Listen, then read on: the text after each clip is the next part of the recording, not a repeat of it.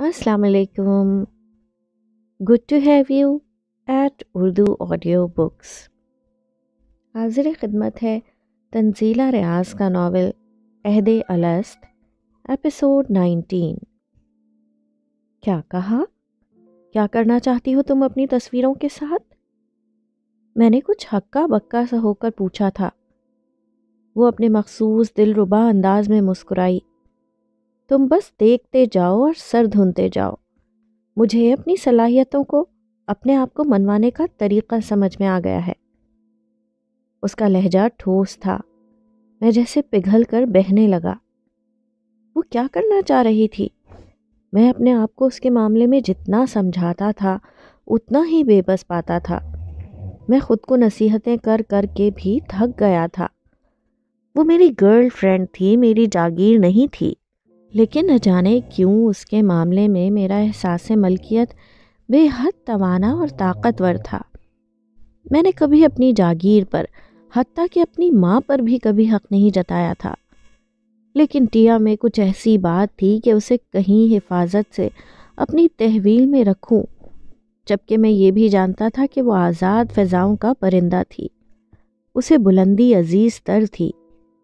اسے محدود ہو جانے کا مشورہ دینے کا مطلب اس کی خفگی کو ہوا دینا، جس سے میرا دل بہت ڈرتا تھا. مگر وہ جو کرنے والی تھی اسے سوچ کر بھی دل کو اچھا محسوس نہیں ہو رہا تھا. ان تصویروں کو کسی مقابلے میں بھیجنے کی کیا ضرورت ہے؟ میرا مطلب ہے، میں نے ہچکچاتے ہوئے اتنا ہی کہا تھا کہ اس نے میری بات کاٹ دی. کیوں؟ یہ اتنی اچھی ہیں، اتنی دل فریب، کوئی ایک نظر دیکھ لے تو پلک جھپکنے کے لیے ترسے. کیا تم نے کبھی کسی عورت کو مجسم ہوا دیکھا ہے؟ ایسا لگتا ہے میں بغیر پروں کے ہوا میں اڑ رہی ہوں. میں جانتی تھی کہ میں اچھی رقاصہ ہوں، مگر عوف بن سلمان نے ثابت کیا ہے کہ میں بہت اچھی، بہترین رقاصہ ہوں. میں اپنے اس ہنر کو دنیا کے سامنے لانا چاہتی ہوں. اس کے انداز میں رعونت کے ساتھ ساتھ مستقل مزاجی بھی تھی. مجھے اس پر غصہ آیا. اسے بخوبی اندازہ تھا کہ یہ تصویریں کس قسم کی تھیں. وہ ان میں بالکل بے لباس لگتی تھی اور وہ اس کو اپنا ہنر سمجھتی تھی. وہ اور عوف ان تصویروں کو ایک جوائنٹ وینچر کے طور پر فرانس میں ہونے والے کسی تصویری مقابلے میں بھیج رہے تھے. یہ مقابلہ بظاہر قدرت کو اس کی اصل حالت میں قید کرنے کے عنوان کے تحت منعقد کیا جا رہا تھا، اور ان دونوں کو خیال تھا کہ یہ تصویریں سب کو پیچھے چھوڑتے ہوئے مقابلے میں صف اول پر آ جائیں گی. انہوں نے اس مقابلے کے لیے عنوان بھی سوچ لیا تھا اور وہ مجھے اب بتا رہی تھی. میں ایک رات پہلے بہت دیر تک گرم پانی کے پول میں سوئمنگ کرتا رہا تھا. میں نے اپنے آپ کو سمجھایا تھا کہ ٹیا اور عوف کے درمیان کوئی ٹیلی پیتھی نہیں ہے. وہ ایک دوسرے کے دوست بھی نہیں ہیں، اور مجھے اس سلسلے میں کسی قسم کے عدم تحفظ کا شکار ہونے کی ضرورت نہیں ہے. سوئمنگ ہمیشہ میرے لیے فائدہ مند ثابت ہوتی تھی اور مجھے اس سے بہت ذہنی سکون ملتا تھا. لیکن ٹیا نے اب ایک اور کچوکا لگا دیا تھا. میں نے اپنے دل کو سمجھانے کی کوشش کی کہ اس کو حق حاصل تھا کہ وہ اپنے تصویروں کے ساتھ جو مرضی کر لے. لیکن پتہ نہیں دل کا کون سا حصہ تھا جو تڑپ رہا تھا اور چاہتا تھا کہ ٹیا کو روکا جائے. مجھے یہ سب اچھا نہیں لگ رہا. پھر آخر میں نے کہہ دیا. اس نے میرا چہرہ دیکھا اور پھر ناک چڑھائی. مجھے پتا ہے تم جیسے بورنگ انسان کو ہر وہ چیز بری لگتی ہے جس میں مزہ ہو، لطف ہو، گرم جوشی ہو. تم انسان نہیں ہو، سادھو ہو. اس کے لہجے میں اعتدال تھا. اس کا مطلب تھا اسے میری بات بری نہیں لگی تھی. تم کچھ بھی کہو میں برا نہیں مانوں گا، لیکن میں تمہیں ان تصویروں کو کسی مقابلے میں بھیجنے کی اجازت بھی نہیں دے سکتا. میں نے محبت اور مان بھرے لہجے میں کہا تھا. اس نے یکدم میری جانب رخ کیا اور میں نے اس کے چہرے کو رنگ بدلتے دیکھا. تحیر اور تمسخر باہم متماثل تھے. او بدھو، میرے ڈیڈی بننے کی کوشش مت کرو. میں نے تم سے کب اجازت مانگی ہے؟ میں نے اس کی بات پر دکھی ہونے کے باوجود یہی تاثر دیا کہ میں دکھی نہیں ہوا. میں نے محبت سے اس کا ہاتھ تھاما تھا. تم میری گرل فرینڈ ہو، میں تم سے محبت کرتا ہوں، میں کبھی تمہارا برا چاہ سکتا ہوں؟ بتاؤ۔ میں نے بات کی ابتدا کی تھی، اس نے میرا ہاتھ چھٹک دیا اور اپنی جگہ سے اٹھ کھڑی ہوئی۔ تم میرے اچھے دوست ہو، دوست بن کر رہو، میرے باپ مت بنو، اور تم جانتے ہو کہ میں نے کبھی اپنے ماں باپ کی بھی پرواہ نہیں کی۔ محبت کرتے ہو تو اس کا مطلب یہ ہے کہ میرے مالک بن جاؤ، مجھ پر اپنی مرضی مسلط کرو۔ میری زندگی پر صرف ایک انسان کی مرضی چل سکتی ہے، اور وہ میں خود ہوں۔ تم دوستی کے دائرے سے تجاوز کرنے کی کوشش مت کرو۔ وہ بھڑک کر بولی تھی۔ میں اپنی جگہ سے اٹھا بھی نہیں تھا کیونکہ میری نگاہ سامنے دروازے پر پڑ چکی تھی جہاں آف کھڑا تھا۔ وہ شاید کچھ لمحے پہلے ہی آیا تھا۔ اس نے یقیناً میری اور ٹیا کی باتیں سن لی تھیں۔ میرے ماتھے پر تیوریاں نمایاں ہونے لگیں۔ اتنا بھڑکنے کی کیا ضرورت ہے؟ کیا بحیثیت بوائے فرینڈ میں تمہیں تمہارا اچھا برا بھی نہیں سمجھا سکتا؟ میں نے اسے کہا تھا اور کھا جانے والی نظروں سے آف کی جانب دیکھا تھا۔ یہ سارا اسی کا کیا دھرا تھا۔ بوائے فرینڈ، ٹیا نے دہرایا اور میری جانب مڑی۔ اس کی آنکھوں کا رنگ ایسا تھا کہ میرا دل اچھل کر حلق میں آ گیا۔ اس کی آنکھوں میں کچھ بھی پہلے جیسا نہیں تھا۔ بوائے فرینڈ، بوائے فرینڈ، کیا رٹ لگا رکھی ہے؟ میں نے تم سے کب کہا کہ تم میرے بوائے فرینڈ ہو؟ وہ غرا کر بول رہی تھی۔ مجھے مزید دھچکا لگا۔ وہ دروازے میں ایستادہ آف کو دیکھ چکی تھی۔ مجھے معاف کیجیے گا، میں مخل ہوا، میں پھر آ جاؤں گا۔ آف نے صورتحال کو سمجھتے ہوئے فوراً معذرت کی۔ اس کے چہرے پر استہزائیہ مسکراہٹ اور اداکاری کے ملے جلے تاثرات تھے۔ میرے سینے سے دبی دبی سانس خارج ہوئی۔ ٹیا کے بدلے اور اکھڑے رویے کا ذمہ دار یہی شخص تھا۔ تمہیں معذرت کرنے کی ضرورت نہیں ہے۔ یہاں کچھ ایسا نہیں چل رہا کہ تم شرمندگی محسوس کرو، بلکہ تمہاری مداخلت اور معاونت اچھی رہے گی۔ تم یہاں آؤ اور اپنے دوست کو سمجھاؤ، اسے کچھ غلط فہمی ہو گئی ہے۔ ٹیا کے انداز میں اس کے لیے ملائمت جبکہ میرے لیے بے پناہ اکتاہٹ تھی۔ میں نے پلکوں کو 3-4 بار چھپکا۔ میں ایسا نہ کرتا تو میرے گال بھیگنے لگتے۔ ٹیا، میری بات سنو، ایسا مت کہو۔ تم ناراض ہو، تمہیں اگر میری کوئی بات بری لگی ہے تو میں تم سے معافی مانگتا ہوں۔ تم وہی کرو جو تمہارا دل چاہتا ہے، مگر پلیز تم مجھ سے ناراض مت ہو، اوکے؟ میں نے اس کا ہاتھ پکڑتے ہوئے کہنا شروع کیا۔ اس نے اپنا ہاتھ فوراً مجھ سے چھڑوا لیا۔ وہ پہلے سے زیادہ اکتائی ہوئی لگنے لگی تھی۔ بچوں کی طرح بیہیو مت کرو احمق، مجھے تمہاری اسی بات سے چڑ ہوتی ہے۔ تم اب نکل آؤ اپنے ڈزنی ورلڈ سے، بڑوں کی طرح سوچنا سمجھنا شروع کرو۔ میرے اور تمہارے درمیان کوئی کورٹ شپ نہیں چل رہی کہ تم مجھے ایسے عاشقوں کی طرح رو رو کر دکھاؤ۔ ہم اچھے دوست ہیں، میں تمہاری دوستی کی قدر کرتی ہوں، لیکن اس کا مطلب یہ نہیں ہے کہ میں تمہاری ہر حماقت میں حصے دار بن جاؤں۔ تم ایک بات اپنے ذہن میں بٹھا لو، میں تمہاری گرل فرینڈ نہیں ہوں، سمجھے تم؟ اس کے خشک انداز نے میری آنکھوں کی نمی میں اضافہ کر دیا۔ اب کی بار میں اپنے گالوں کو بھیگنے سے بچا نہیں پایا تھا۔ میں تم سے محبت کرتا ہوں ٹیا، بہت محبت۔ میری محبت کو اس طرح ٹھکراؤ مت۔ مجھے پتا ہے تمہیں اس شخص نے ورغلایا ہے، تم اس کی باتوں میں آ کر مجھے دھتکار رہی ہو نا۔ میں اب باقاعدہ رونے لگا تھا۔ دھندلی آنکھوں سے دیکھنے پر بھی پتہ چل رہا تھا کہ آف جا چکا ہے، لیکن پھر بھی میں اس کا ذکر کرتے ہوئے دروازے کی جانب اشارہ کر رہا تھا۔ یہ بہت گھٹیا انسان ہے ٹیا، یہ تمہیں مجھ سے متنفر کر رہا ہے۔ مجھے پہلے ہی اس پر شک تھا، چچورا شخص ہے یہ۔ اس نے اپنے ماتھے پر ہاتھ رکھ کر ناگواری سے مجھے دیکھا۔ تمہیں صرف غلط فہمی ہی نہیں ہے، تمہیں یقیناً کوئی نفسیاتی بیماری بھی ہے، کوئی عارضہ بھی لاحق ہے تمہیں۔ تم اپنا علاج کرواؤ، پاگل ہو تم۔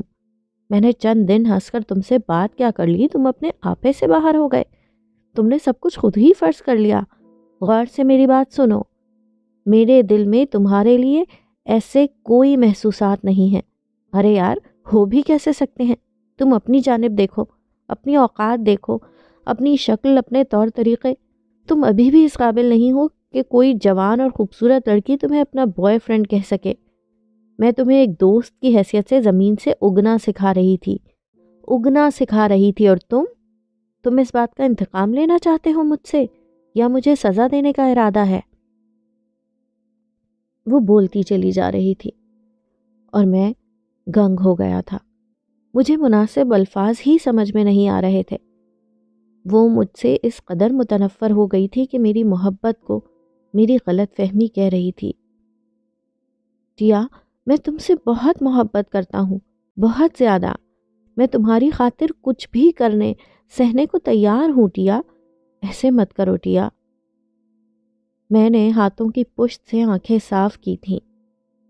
ٹیا کے چہرے کے تاثرات بے حد سرد تھے، لیکن میرا دل اس کی سرد مہری سے خائف نہیں تھا۔ مجھے یقین تھا کہ ٹیا کو آف نے بہکا دیا ہے۔ چپ کرو بے وقوف انسان، کیسے بچوں کی طرح رو رہے ہو؟ تمہارا رویہ مجھے مزید غصہ دلا رہا ہے۔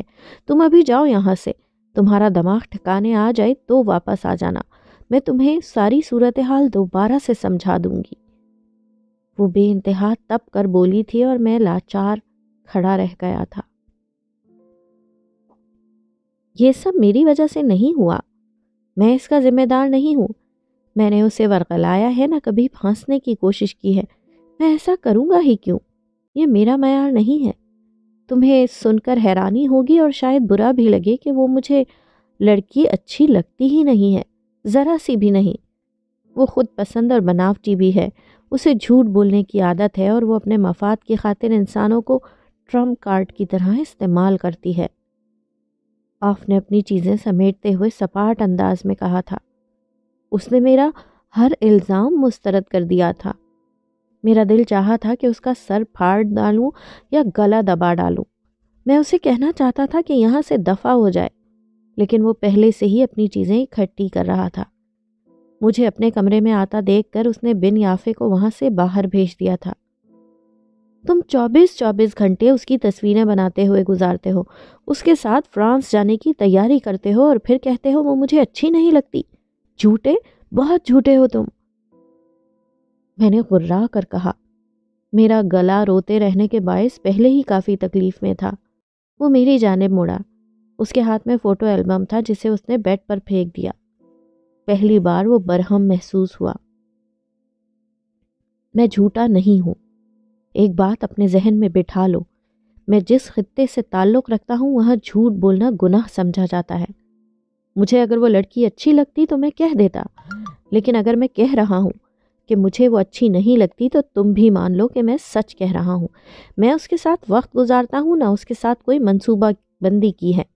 میری دلچسپی اس کی ایک صلاحیت میں ہے جو قدرت نے اسے عطا کی ہے۔ میرے دوست، میں اس کا نہیں، اس کے ہنر کا دل دادا ہوں۔ ایک آرٹسٹ ہونے کی بنا پر میں صرف اس کے آرٹ کا قدردان ہوں۔ وہ ایک ایک لفظ پر زور دے کر بول رہا تھا۔ مجھے اس کی بے تکی وضاحت پر مزید غصہ آیا۔ مجھے تمہاری اس تھیوری میں کوئی دلچسپی نہیں ہے۔ مجھے اس بات سے بھی غرض نہیں کہ تم سچ بولتے ہو یا جھوٹ۔ ایک بات میں بہت اچھی طرح سمجھ چکا ہوں، تم ایک بد نیت انسان ہو۔ اپنی بد نیتی کو آرٹ کا لبادہ پہن اوڑھ کر چھپانے کی کوشش مت کرو۔ اپنی بات پوری ہونے سے پہلے میں نے اس کے چہرے کے رنگوں کو بدلتے دیکھا۔ وہ بہت غصے میں آ چکا تھا۔ اس کی آنکھیں آگ اگلتی محسوس ہونے لگیں۔ تمہیں آرٹ کی سمجھ ہے، نہ ہی تم اس کا احترام کر سکتے ہو۔ میں نے تمہیں کہا تھا نا کہ تم جیسوں کو آرٹ سمجھنے کے لیے 2 زندگیاں چاہیے ہوتی ہیں۔ تمہیں تو 2 بھی ناکافی ہوں گی۔ تم میرے جذبات کو سمجھ ہی نہیں سکتے۔ میں ذہنی طور پر اتنا سستا نہیں ہوں کہ کوئی بھی بھوری لڑکی مجھے بدنیتی پر مجبور کر دے۔ میں نے اس کی جانب جب بھی غور سے دیکھا، کیمرے کی نظر سے دیکھا۔ مجھے جب بھی اس کی شخصیت میں کشش محسوس ہوئی، کیمرے کی وجہ سے ہوئی۔ کیمرہ وہ پل ہے جو ہمیشہ میرے اور اس کے درمیان رہا، لیکن تم کہاں سمجھو گے؟ اس ایک لڑکی نے تمہاری سوچنے سمجھنے کی صلاحیتوں کو مفلوج کر دیا ہے۔ میرے لیے وہ ایک آبجیکٹ سے زیادہ کچھ نہیں ہے۔ میں ایک جھینگر کی تصویر بناتا ہوں تب بھی ایسے ہی خوش ہوتا ہوں جیسے اس لڑکی کی تصویر کو دیکھ کر خوش ہو رہا تھا۔ مجھے تمہاری باتوں سے بہت تکلیف پہنچی ہے۔ تم میرے بارے میں ایسے الفاظ استعمال بھی کیسے کر سکتے ہو؟ وہ واقعی یک دم رنجیدہ سا لگنے لگا۔ میں اس کی بات سن کر مطمئن نہیں ہوا تھا. وہ مجھے ابھی بھی اپنے ٹوٹے دل کا ذمہ دار لگ رہا تھا. اس سے پہلے کہ میں کچھ کہتا دروازہ یک دم کھلا تھا اور کوئی اندر داخل ہوا تھا. تم جا رہے ہو؟ اندر آنے والی شخصیت نے مجھے بالکل نظر انداز کر کے اس سے پوچھا تھا. عوف بن سلمان نے ایک نظر اسے دیکھا اور پھر مجھے دیکھ کر اس بات میں سر ہلایا. کیوں جا رہے ہو تم؟ تم نے رات کہا تھا تم مزید ایک ہفتہ ٹھہر جاؤ گے. مت جاؤ ابھی، میں نے تمہارے لیے کچھ اچھی چیزیں پلان کی ہیں، بہت مزہ آئے گا. مت جاؤ میری جان. کہنے والے کے انداز میں لجاجت تھی اور مان بھرا اصرار بھی. میری آنکھیں حیرت سے کھل گئیں. وہ میری ماں تھی. اس کے انداز میں عوف کے لیے کچھ ایسا تھا کہ میرے زمین آسمان ہل گئے تھے. مجھے لگا میں کھڑا کھڑا زمین بوس ہو گیا ہوں. مجھے لگا میں مر گیا ہوں. تمہارا کیا خیال ہے؟ یہ دنیا رہنے کے لیے کیسی جگہ ہے؟ میرے ساتھ بیٹھے لڑکی نما لڑکے نے پوچھا تھا. میں نے آنکھوں کو پھیلا کر کھلا رکھنے کی کوشش کی.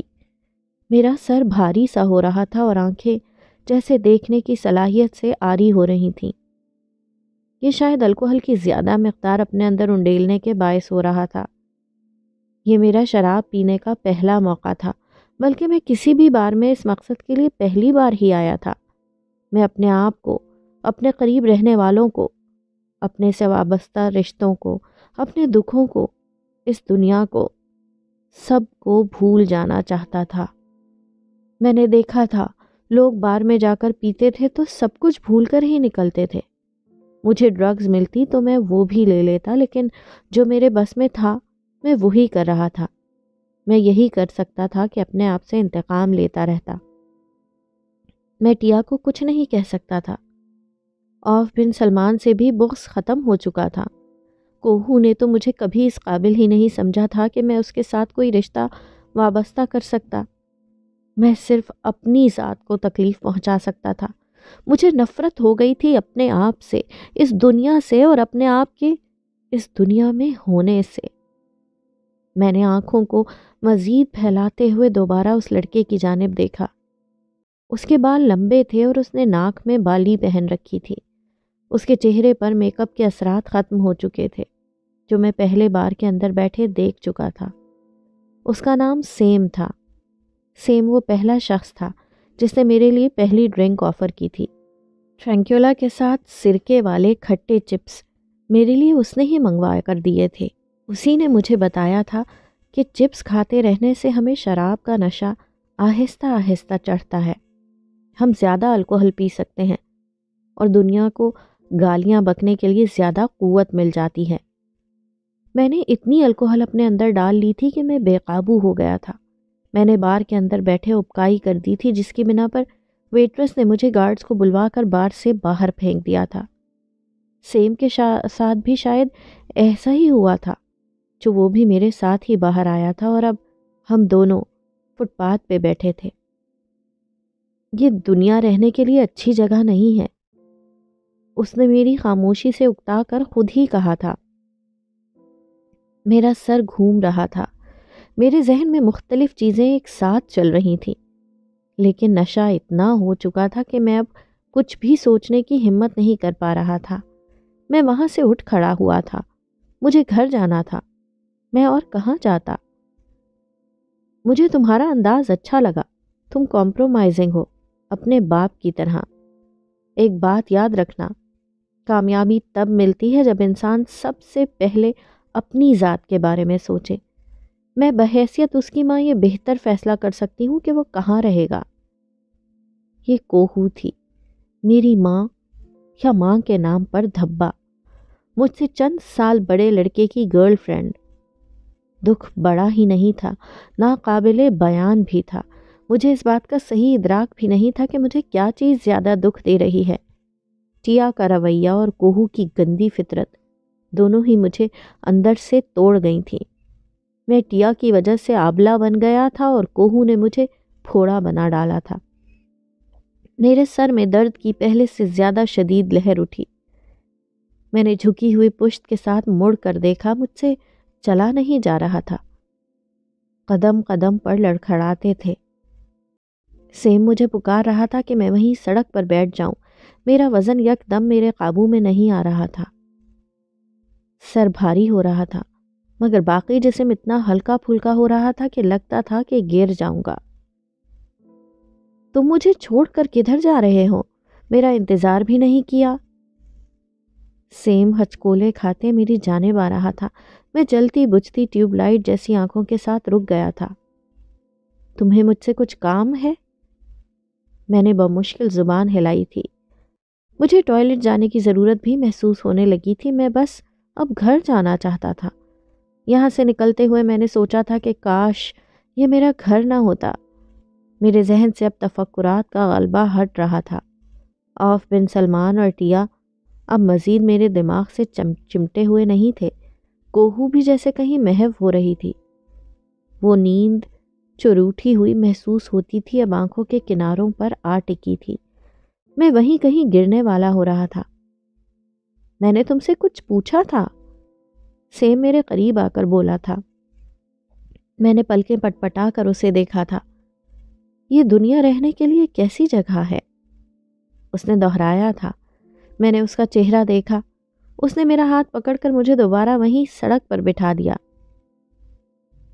یہ دنیا رہنے کے لیے بالکل میرے جوتے جیسی ہے، کاٹتی ہوئی، ہے نا؟ وہ میرا چہرہ دیکھتے ہوئے نہ جانے پوچھ رہا تھا یا بتا رہا تھا۔ میرے مثانے پر بوجھ بڑھ رہا تھا۔ سیم مجھے جانا ہے، مجھے حاجت محسوس ہو رہی ہے۔ میں نے پھر نیند کو آنکھوں سے بھگانے کی کوشش کی۔ اس نے میرا ہاتھ اپنے ہاتھ میں لے لیا تھا۔ دنیا بے شک جوتے کے جیسی ہو، کاٹتی ہو، تکلیف دیتی ہو، لیکن میرے جیسے دوست کا ساتھ ہو تو ہر مشکل، ہر تکلیف آسان ہو جاتی ہے۔ آزما کر دیکھو۔ وہ میرے ہاتھ سہلانے لگا تھا۔ میں نے بہت شدت سے نیند کو بھگانا چاہا۔ مجھے نہ جانے کیوں سیم کے لمس سے کچھ غیر معمولی احساس ہوا تھا جس کی مجھے ایک دم سمجھ نہیں آئی تھی۔ وہ ہاتھ کو سہلاتا ہوا بازو کی جانب بڑھنے لگا۔ مجھے حاجت محسوس ہو رہی ہے، کل ملتے ہیں سیم۔ میں نے زمین پر ڈھیر ہوتے ہوئے وجود کو سنبھالنا چاہا تھا۔ کل بھی مل لیں گے دوست، آج بھی مت چھوڑ کر جاؤ، کتنا سکون ہے یہاں۔ وہ بھی مدہوشی کے زیر اثر محسوس ہوتا تھا۔ اس کی آواز میں نرمی کا تاثر غالب ہو رہا تھا۔ وہ اب میری پشت سہلانے لگا تھا۔ میرے حواس ساتھ چھوڑ رہے تھے۔ نیند کا غلبہ بھاری تھا۔ میں مزاحمت کر رہا تھا، لیکن مجھ پر نشہ اس قدر سوار ہو چکا تھا کہ میرا اپنے ہاتھ پاؤں پر اختیار ختم ہو رہا تھا۔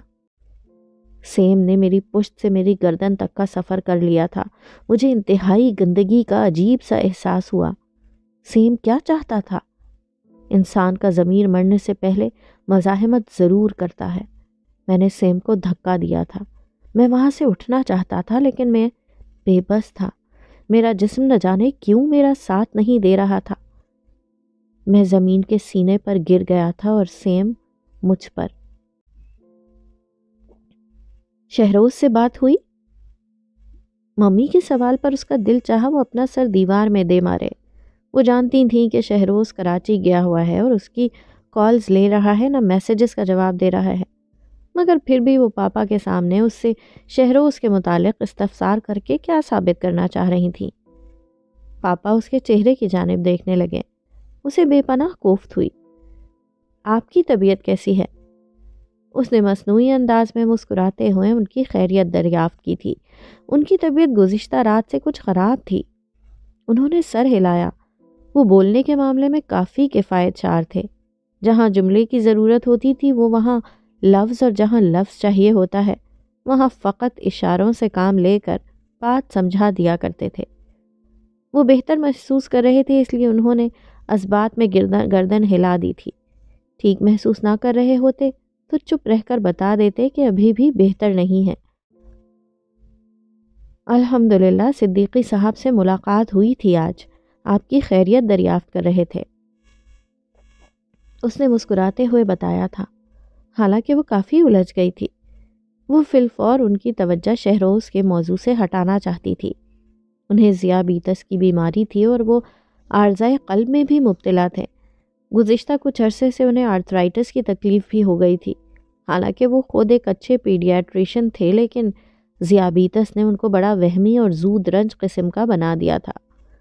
وہ کچھ مہینوں سے اس بات پر بضد رہنے لگے تھے کہ ان کی زندگی کا کوئی بھروسہ نہیں ہے، اور یہ کہ ان کے پاس وقت کم ہے اور اب شہروز اور زارا کی شادی ہو جانی چاہیے۔ یہ کوئی اتنا بڑا ایشو نہیں تھا کہ اس پر بحث چھڑتی۔ زارا ان کی اکلوتی بیٹی تھی، اس کی شادی کی عمر بھی ہو چلی تھی۔ دوسری جانب شہروز بھی گھر کا آخری بیاہنے والا فرد رہ گیا تھا۔ اس کے ماں باپ کے علاوہ اس کے بھائی بھابیاں بھی بے چینی سے گھر کی اس آخری شادی کے منتظر تھے، مگر شہروز ذاتی طور پر ابھی مزید 1-1.5 سال شادی نہیں کرنا چاہتا تھا۔ اس نے ایک مشہور اخبار کا چینل جوائن کر لیا تھا۔ ایک اچھا صحافی بننا اس کا خواب تھا، اور اس خواب کی تکمیل کے لیے وہ بہت پرجوش تھا۔ اس نے انٹرنشپ کے بعد اسی اخبار کو جوائن کیا تھا جہاں سے انٹرنشپ کی تھی، اور جلد ہی اسی اخبار کے پینل میں ملازمت مل جانا اس کے لیے بہت معنی رکھتا تھا۔ اسے اپنی جاب کے علاوہ کسی چیز کا ہوش نہیں رہا تھا۔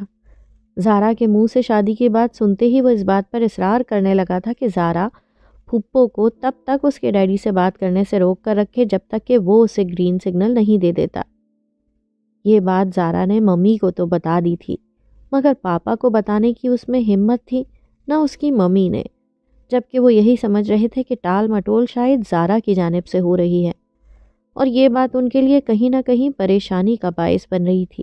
اسی ایک موضوع کی ٹال مٹول زارا کی ذہنی پریشانی میں اضافے کا باعث بن رہی تھی۔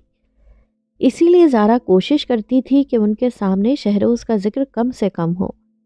شہروز نے جب سے نیوز چینل جوائن کیا تھا وہ ویسے ہی ان کی گڈ بکس میں نہیں رہا تھا۔ انہیں اس بات پر بھی اعتراض تھا کہ چینل کی وجہ سے وہ زیادہ کراچی میں رہے گا تو فیملی کو کہاں رکھے گا۔ زارا ان کی اکلوتی بیٹی تھی، وہ اسے شادی کے بعد اپنے قریب لاہور میں ہی دیکھنا چاہتے تھے۔ ان کا خیال تھا کہ وہ اپنا کیریئر بنانے میں وقت ضائع کرنے کے بجائے بہتر ہوتا کہ خاندانی بزنس جوائن کرتا۔ وہ اس قدر وہمی ہو چکے تھے کہ ان کا خیال تھا کہ شہروز کے گھر والے بھی اسی لیے اس کا ساتھ دے رہے ہیں کہ اس کے بھائی چاہتے ہیں وہ خاندانی بزنس سے دور رہے۔ یہ وہ خدشات اور اعتراضات تھے جو وہ گاہے بگاہے کرنے لگے تھے۔ اسی لیے زارا ان کے سامنے شہروز کا ذکر سن کر جزبز ہو رہی تھی۔ اس وقت تو زارا ممی پاپا کا دھیان بٹانے میں کامیاب ہو چکی تھی، مگر رات کے کھانے پر پھر یہی مسئلہ زیر بحث آ گیا تھا۔ زارا، میں اب مزید تمہارا ساتھ نہیں دے سکتی۔ تمہارے پاپا کوئی بات سننے کے موڈ میں نہیں ہیں۔ وہ چاہتے ہیں کہ میں فوراً سے پیشتر منصور بھائی سے شادی کی بات کروں۔ وہ پہلے ہی مشکوک ہو رہے ہیں کہ میں اس قدر ٹال مٹول کیوں کر رہی ہوں۔ میں اور منور بھائی دونوں تمہارے اور شہروز کی وجہ سے تمہارے پاپا کی نظر میں برے لگ رہے ہیں۔ ممی نے اپنی پلیٹ میں پڑے پلاؤ میں موجود چکن کے قتلے کو کانٹے کی مدد سے سامنے کیا تھا۔ ان کے چہرے کے تاثرات نے زارا کو سمجھا دیا تھا کہ انہوں نے چکن کے قتلے کو نہیں، اس کی ذات کو اپنے سامنے کر لیا ہے۔ اس نے کھنکار کر گلا صاف کیا۔ ممی، وہ کراچی گیا ہوا ہے، کچھ دن میں واپس آئے گا تو بات کروں گی اس سے۔ اس نے ان کی جانب دیکھے بنا چاول والی ڈش اپنی جانب سرکا لی تھی۔ وہ بہت شوق سے کھانے کی میز پر آئی تھی۔ چاول دیکھ کر بھوک بھی دوبالا ہو گئی تھی، مگر ممی کے ایک سوال نے اس کا موڈ خراب سا کر دیا تھا۔ اس کا پروفیشن اس قسم کا تھا کہ وہ ذہنی طور پر بہت تھک جاتی تھی۔ ہاسپٹل کے کتنے مسائل تھے، دوسرے پروفیشنز کی طرح میڈیکل کے پروفیشن کی بھی اپنی ہی ایک کھچ تھی۔ کولیگز میں کھینچا تانی، سینئرز کی ڈانٹ ڈپٹ، پھر مریضوں کے ساتھ سارا دن کی سر کھپائی۔ وہ کون سا سارا دن جھولا جھول کر گھر واپس آتی تھی۔ اس کی اپنی کتنی بے شمار الجھنیں تھیں، جبکہ اس کے مسائل کو کبھی کسی نے مسائل سمجھا ہی نہیں تھا۔ وہ جب بھی اپنا کوئی مسئلہ زیر بحث لانا چاہتی تھی یا اپنے کسی ایشو کے بارے میں بات کرنا چاہتی تھی، اسے جذباتیت اور حساسیت کہہ کر نظر انداز کر دیا جاتا تھا۔ بعض اوقات وہ اس قدر الجھ جاتی تھی کہ وہ اپنے مسائل کے بارے میں کس سے بات کرے، اپنے ذہنی خلجان کو کس کے ساتھ بانٹے۔ اس کی زندگی میں دوست احباب تھے ہی کہاں۔ اس نے بہن بھائیوں، دوستوں، سہیلیوں کے روپ میں ہمیشہ کزنز ہی دیکھے تھے۔ اس کے اکلوتے پن نے اس کے والدین کو اس کے بارے میں بے حد حساس بنا دیا تھا۔ ممی کو ہمیشہ یہی وہم رہتا تھا کہ وہ اپنی معصومیت میں دوستوں کے ہاتھوں بے وقوف نہ بن جائے، سو اس کے دوستوں سے متعلق وہ اتنی احتیاط برتتی رہی تھی کہ اگر اس کے کوئی دوست بن بھی جاتے تو ممی کی وہمی طبیعت کے باعث خائف ہو کر خود ہی راستے سے ہٹ جاتے۔ وہ اسے کزنز کے ساتھ مصروف دیکھ کر مطمئن رہتی تھی۔ پھر جب سے اس کی اور شہروز کی انگیجمنٹ ہوئی تھی، اسے خود ہی دوستوں کی ضرورت نہیں رہی تھی۔ منگنی سے پہلے بھی وہ اپنے اسکول کے اور پڑھائی کے مسئلے اسی سے ڈسکس کرتی تھی، اور پھر منگنی کے بعد تو جیسے رہ ہی شہروز گیا تھا۔ اسے کوئی دوسرا نظر آتا تھا، نہ اسے کبھی ضرورت محسوس ہوئی تھی۔ لیکن اب جب شہروز اس درجہ مصروف ہو گیا تھا تو اسے کبھی کبھی خیال آتا تھا کہ اس کی زندگی میں بہن بھائی کی کمی تو تھی ہی، دوست نہ بنا کر اس نے اس کمی کو مزید بڑھا لیا تھا، اور بالخصوص اب جب وہ اپنے والدین اور شہروز کے درمیان پنگ پونگ بنی ہوئی تھی تو اسے یہ کمی زیادہ ہی محسوس ہو رہی تھی۔ ممی کو آج کل اس کو دیکھتے ہی شہروز کی یاد آ جاتی تھی، جبکہ شہروز کے پاس اب وقت ہی نہیں رہا تھا۔ وہ اس کو آمادہ کر پا رہی تھی اور نہ ممی کو مطمئن، اور خود تو وہ بے چین تھی ہی، جس کا کسی کو احساس ہی نہیں تھا۔ یہ بات تو تم گزشتہ کئی دن سے کہہ رہی ہو، آخر تم اس سے صاف بات کیوں نہیں کرتی؟ ممی آپ، زارا نے زچ ہو کر ان کی جانب دیکھا تھا۔ وہ اسے اطمینان سے کھانا بھی نہیں کھانے دینا چاہتی تھی۔ اس نے پلیٹ میں چاول نکالنے کے لیے وہ چمچ جو ہاتھ میں پکڑا تھا اکتا کر دوبارہ ڈش میں رکھ دیا۔ آپ سب کچھ جانتی تو ہیں، پھر کیوں ایک ہی بات بار بار پوچھتی ہیں؟ اس نے اپنی اکتاہٹ چھپانے کی ناکام کوشش کرتے ہوئے انہیں مطمئن کرنا چاہا۔ زارا مجھے صاف صاف بتاؤ، سب ٹھیک ہے نا؟ تم دونوں کا کوئی جھگڑا تو نہیں ہوا؟ اگر کوئی ایسی بات ہے تو مجھے کھل کر بتاؤ، میں روز روز تمہارے پاپا کے سامنے بہانے نہیں بنا سکتی۔ وہ مطمئن نہیں ہوئی تھی۔ ممی اب ایسی بھی جھگڑالو نہیں ہوں میں، پہلے میرے اور شہروز کے کون سے جھگڑے ہوتے رہے ہیں کہ اب جھگڑے کی نوبت آئی ہوگی؟ وہ واقعی مصروف ہے اور میری کالز نہیں لے رہا۔ اس نے اپنی جانب سے بے حد تحمل کا مظاہرہ کیا تھا۔ تم کس قدر سلاجو ہو اور شہروز کس قدر مصروف ہے، یہ دونوں باتیں مجھے مت بتاؤ۔